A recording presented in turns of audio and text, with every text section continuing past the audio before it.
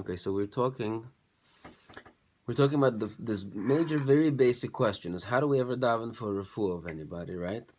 If we believe that ein isurin below oven, that there's no isurin without a sin, so if a person is sick, that means there's a reason for it, right? And this is the way to get refuah, meaning get kapara.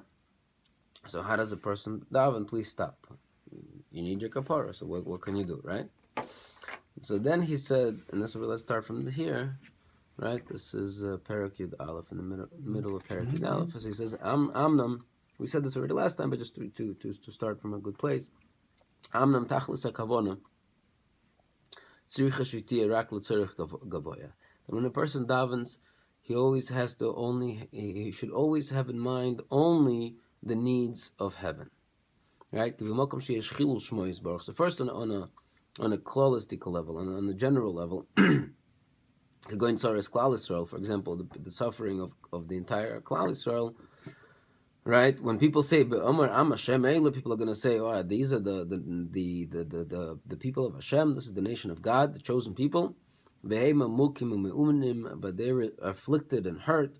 Mechuyovin levakish lishpech siachs, and of course we are obligated to daven and to pour forth our hearts the fun of his Baruch Shmoy before Hashem al chilul Shmoy Baruch, only about the fact that we are representatives of Hashem, and if we are suffering, there's a chil Hashem involved.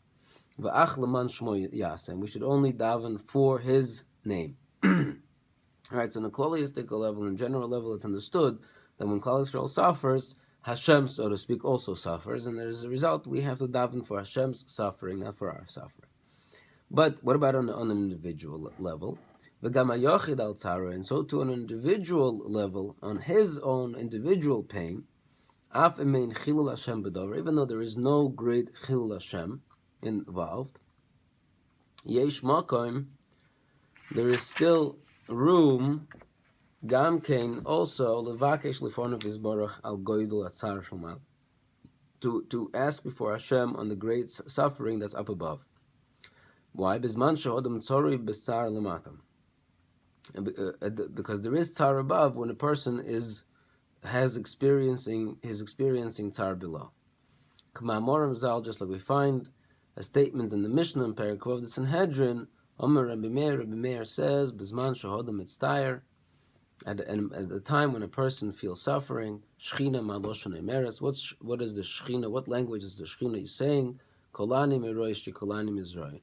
I have pain in my head. I have pain in my arm. Mm-hmm. Right? Yep.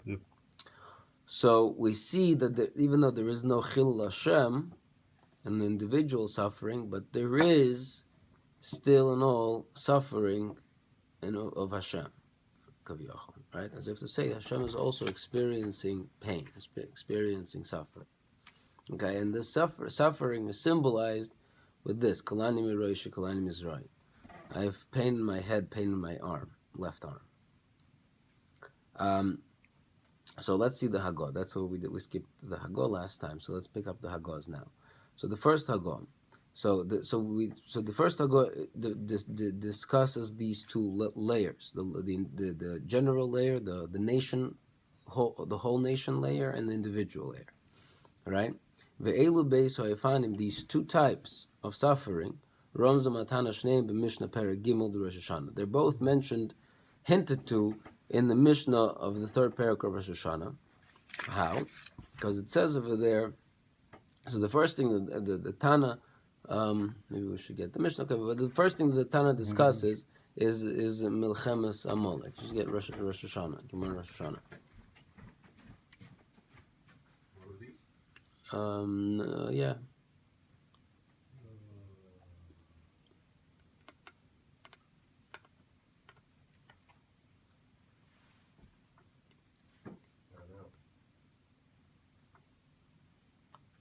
No?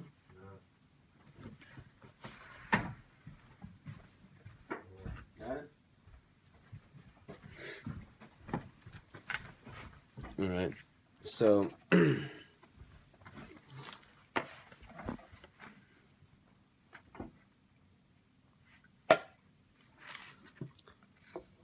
Um, Here, so the Mishnah starts out saying, "V'oyo kasher yorim Moshe yodoi v'gavar Yisrael." When Moshe would raise his hands, lift his hands, the Jews would win. Meaning, this is talking about Milchamas Amalek. When Amalek fought, right, Moshe and Aaron and Hur, they went up to the mountain, and he would raise his hands. Then the Jews would win. When he would lower his hand because he couldn't hold them up anymore, then Amalek would win, right? And they placed stones underneath it to hold up his arms, right? So the Gemara submission says, "V'chiyodov shel Moshe oisus milchama." Is it the hands of Moshe that are fighting the war, or or that they are breaking the war, meaning losing the war? Ela loy merloch. This is teaching you kolzman shehoy Yisrael mistaklin klapei mala, when Jews would look up into up in klapei mala towards heaven. And they would subjugate their hearts to their Father in heaven. Then they would win. But if not, then they would fall down. And a similar thing we find, you also say, in this other story in the Chumash. Right after the Jews were attacked by the snakes in the Midbar, so the solution was, Hashem says to Moshe, build up a sraf, a snake, and put the snake, right, the nechash nechoshes, the copper snake, put it up on the stick. So anybody who is bitten by the snake, and he looks up at this copper snake, and then he will live. So again, the Mishnah asks, is it the snake that kills or the snake that revives? Ella, rather, when Jews are looking up above, when they subjugate their hearts to their Father in heaven, and then they would be healed. Right? If not, they would be weakened. Good. That's the Mishnah over here. So snake goes against snake. Is Right. Okay, what's the connection here? I'm not even sure what's the connection here. The connection here is to shofar, probably. The connection is to shofar. The previous Mishnah I will talk about shofar. The shofar is, again, our ability to look up above. Right, so so now he says this Mishnah connects the war of Amalek to the copper snake. Is there any...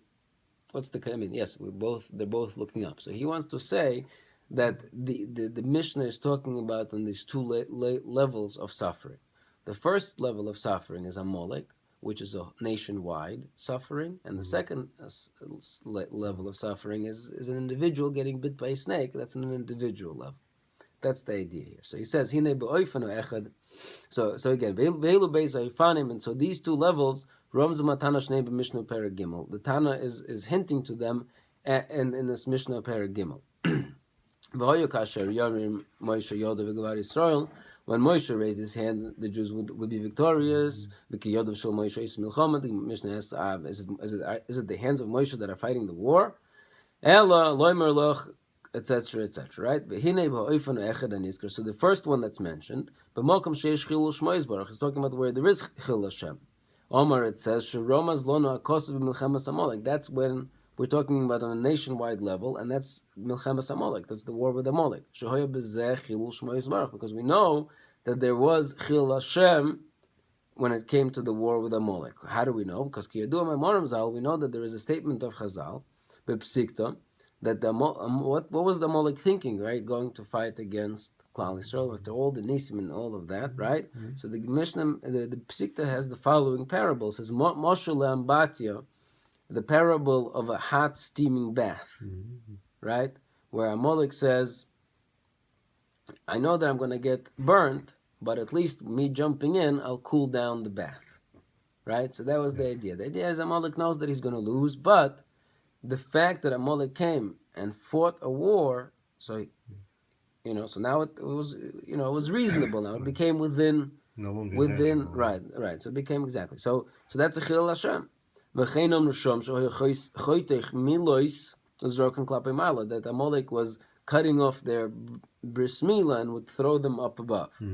Right? Again, the idea is Amalek is coming to do actually to do Chil Hashem. That's his main purpose. Mhm. So therefore, kasher yorim Moshe. So therefore, when hands of Moshe would go up, v'kiyodav shel Moshe ela kol zman shel Yisrael mistakling rak klapei malo levad. So that way, he's now learning this Mishnah. Is that when Jews would look up to heaven, what does that mean to look up to heaven? Shlohoisa tza'akas tfilosim lefonav yisborach shmoy al tza'aram. That their prayer was not about their own suffering in the war of Amalek. But rather, their concern was with the Chilul Hashem of their Father in heaven. That's when they would win, right? So it is when they fought on God's behalf. That's what mistakl and klape ma'ala means. Meaning, it's not really Pashup Pshat. Pashup Pshat of the Mishnah seems like when they would look up to heaven, meaning look up to heaven for help, that's when they would win. And then they would not look up to heaven for help, they would lose. But he's saying, no, he's saying that's not, that there's another layer of understanding. And the other layer of understanding is that when they would look up to heaven, not for help, but to daven for heaven, to daven for the Chilul Hashem that was taken about. When they felt the tsar of Chilul Hashem that Amalek was causing, and therefore they fought the war on Hashem's behalf, that's when they would win. When they fought for their own, so to speak, victory, for their own national pride, that's when they would lose. It's when they fought for God's pride that they were representing. That's when they would win.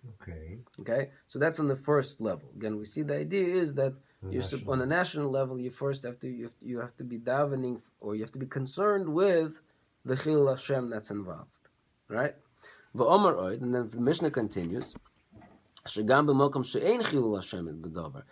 what the Mishnah comes and brings in the second half with the Nachash Nechoshes. That when there is no Chilul Hashem in the matter, Ramaz Lanu Akosov Be'inyan Nachash Nechoshes.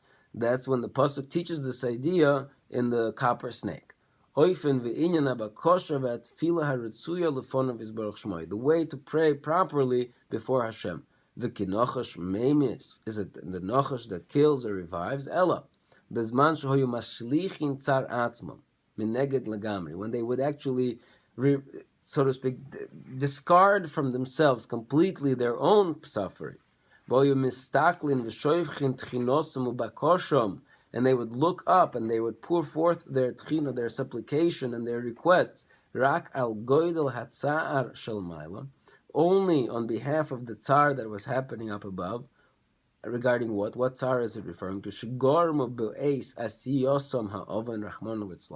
When they realize, when they look up at the snake, and the snake, which represents Aveira, represents sin, when they were reminded of the suffering that they caused Hashem via their avoinos, via the sin that this is a punishment for, right? So then they were praying not for their own suffering, not for their own poison, but they were davening for the poison that they caused themselves originally when they sinned, right? Now and even for the pain that's happening right now,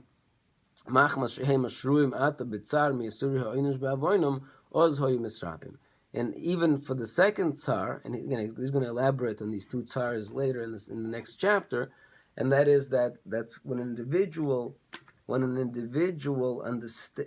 himself of the tsar that he caused on the spiritual level from the original avera that he did, and he understands that tsar that he caused. Plus, he understands the tsar that Hashem feels right now, because Hashem is a partner in his physical tsar right now.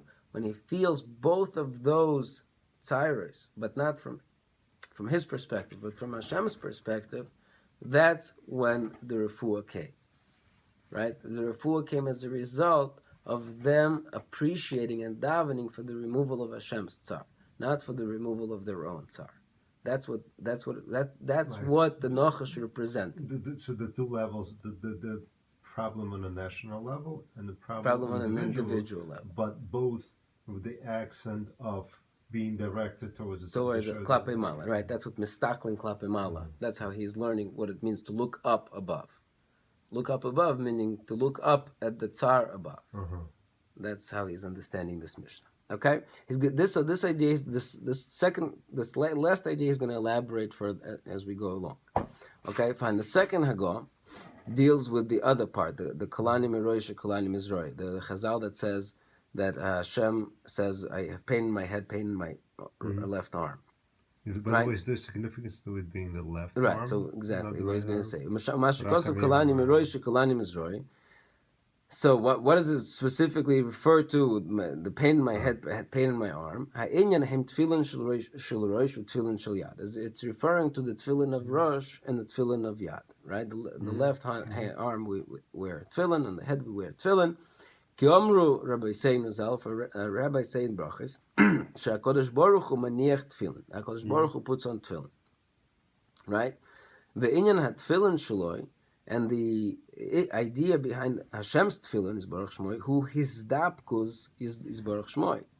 Leheiti v'monu b'koil is his attachment to us, to give good, to bestow good upon us, the Jewish nation, in everything. Right? Because the Gemara asks over there, Tefillin de More Alma Maksiv Behu. What is it written in the Tefillin of the Master of the World? More Alma, Master of the World. What is it written in that Tefillin? So the Gemara brings 4 psukim, just like we have 4 parshiyos in our Tefillin. The Gemara brings 4 psukim that are written in Hashem's Tefillin. Sorry. Right? What are the 4 psukim? So it doesn't bring all of them, but it says the first pasuk, Kimi goy godol, who is this great nation? Who is like this great nation? Right? Hashem, which is close to Hashem. That's what the pasuk says. Right? I'm sorry. Miki amcho Yisrael goyechad ba'oretz, and who is like the nation of Israel, one nation in the world? Right? Or who is this great nation who's close to Hashem? All of these psukim that praise Klal Yisrael and their connection to Hashem. And all of the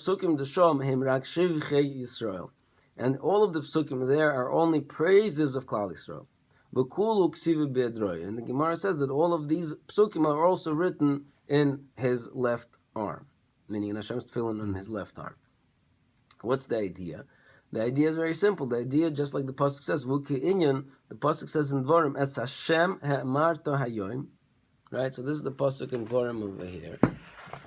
Right, this is Perek Vov. It says, so it starts out. The parsha starts out. Hayoim hazeh, this day, Hashem Elokecha, Hashem your God, mitzavecho la'asois es hachukim ha'ela. He commands you to do all of these chukim, v'es hamishpotim and the mishpotim, v'shamarta v'asiso isom b'chol v'chol nafshecha. Guard them and do them with all your heart and all your nefesh.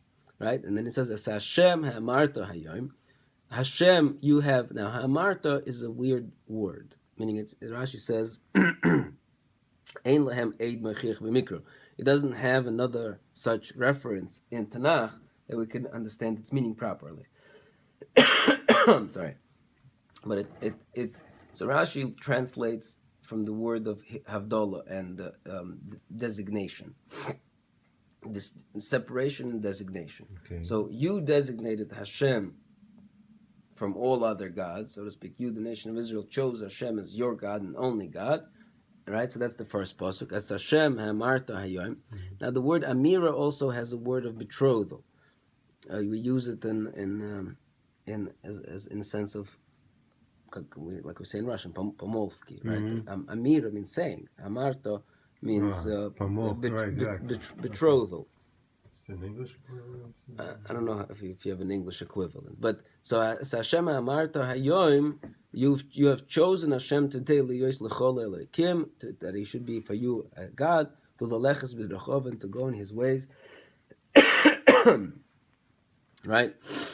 And then the next pasuk says, "V'Hashem ha'amircha hayom," and Hashem has therefore chosen you or distinguished you, designated you liyos loy le'am segula, that you should be for him a chosen nation, etc.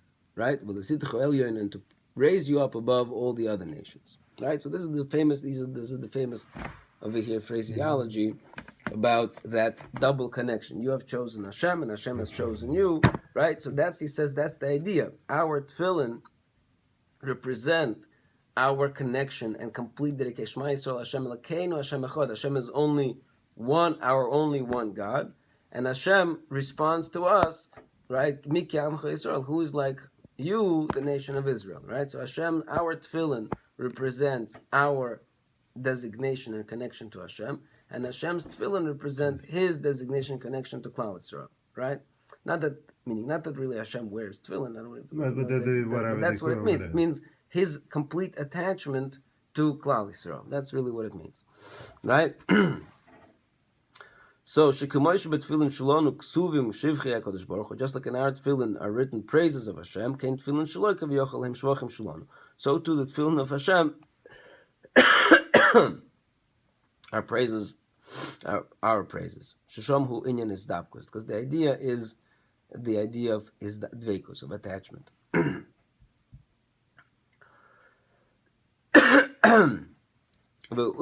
inyan hakosuf, and that's also expressed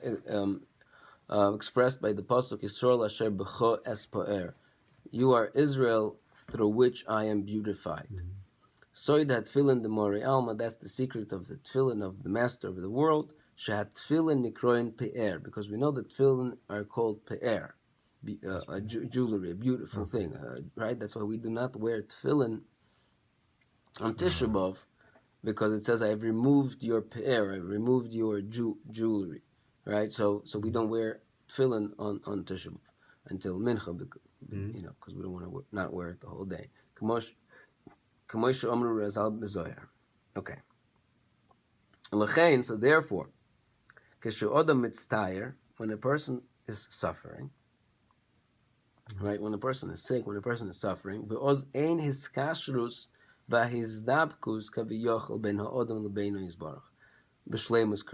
so then the attachment to Hashem is incomplete. He cannot have a complete attachment or connection because obviously something is wrong. The connection is broken. Because if there would be a complete connection, then there would be no such suffering.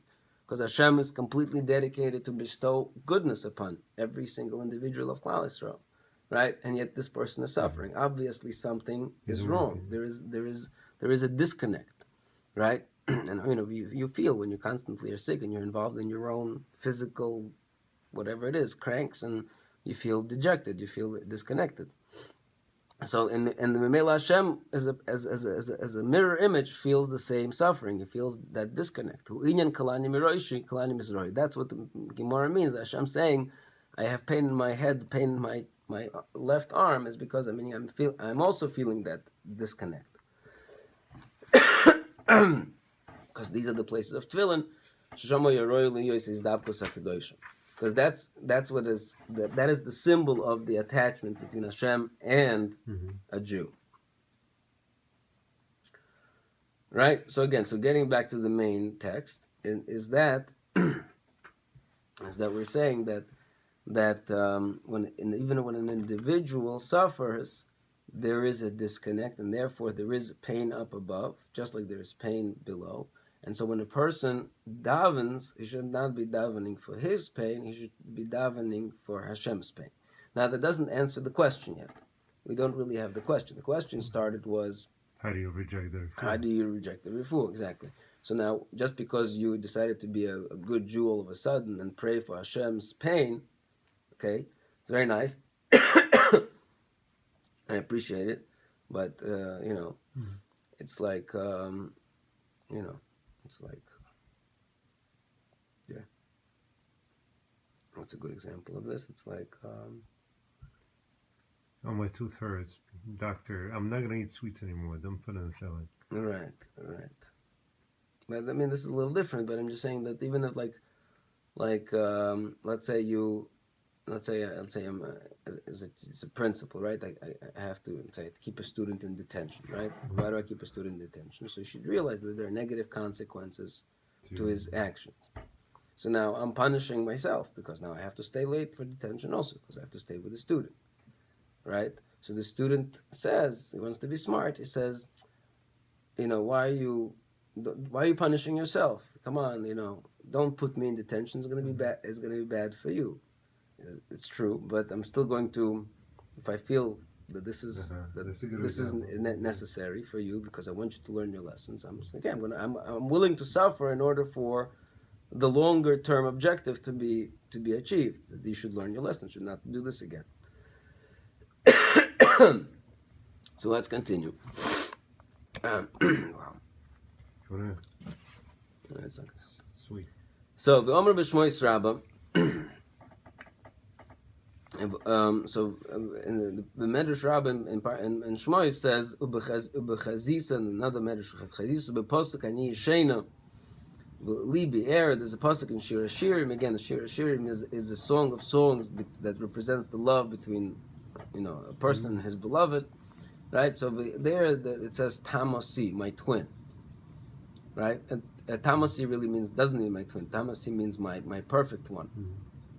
My pure one. But the Gemara, the Medrash Darshans, to Umasi. Instead of Tamasi, it means to Umasi, my twin. And the Medrash says, just like these twins, if one of the twins has a headache, the other twin has a similar sensation. So too, HaKadosh Baruch Hu says, I am with you in your suffering. Kol Yeshua Shaboli Yisrael, any salvation that comes to Klal Yisrael, He shall HaKadosh Baruch Hu. It's also the salvation for Hashem Himself. Shenemar Imoy Anochi B'Tzora. I am with you in your suffering. And in parentheses, he says, what it means to say that it's referring to the end of that pasuk. That the end of that pasuk, Messiah, concludes, V'arehu b'shuasi, and I will see in my salvation. Right? I'm with you in your suffering, and I will see in my salvation. HaYeshua shelcha, your Yeshua. I'm sorry, HaYeshua shelcha. The salvation is for you, HaKadosh Baruch Hu. Shenemar. Another pasuk in Tehillim says, "L'chol Yeshua salon," and to you, for Yeshua for us, right? And b'shoicher toiv Tehillim Mizmar Yud Gimel, another pasuk in Tehillim also says, "Yogel libi b'shuasecha," my heart rejoices in your salvation. So again,